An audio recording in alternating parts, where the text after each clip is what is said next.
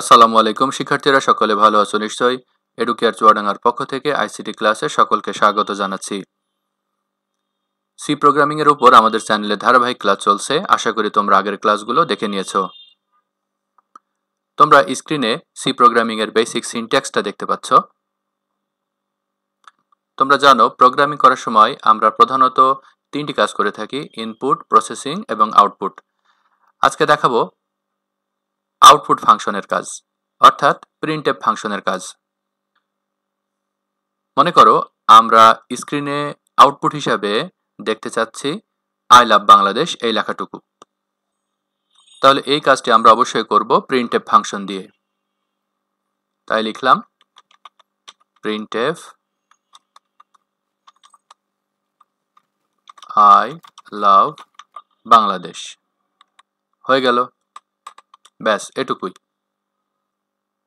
আমরা কমেন্টে দিয়ে দিলাম এটা হলো আউটপুট ফাংশন।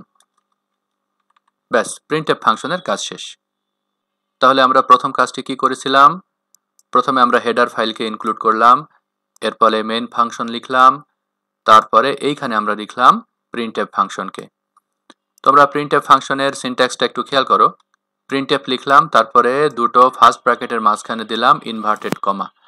আমরা যে জিনিসটুকু আউটপুট হিসাবে দেখতে চাচ্ছি সেটা আমরা এই দুই ইনভার্টেড কমার মাঝখানে লিখে দিলাম। তারপর লিখলাম রিটার্ন 0, মানে প্রোগ্রাম শেষ, সেকেন্ড ব্র্যাকেট শেষ। ব্যাস এটুকুই। আশা করি বুঝতে পেরেছো। শিক্ষার্থীরা, তোমাদের যদি কোনো প্রশ্ন থাকে তোমরা কমেন্টে আমাকে জানাবে, আমি সেগুলোর আনসার দেওয়ার চেষ্টা করব। এতক্ষণ ধৈর্য ধরে ক্লাসটি দেখার জন্য সকলকে ধন্যবাদ। আসসালামু আলাইকুম।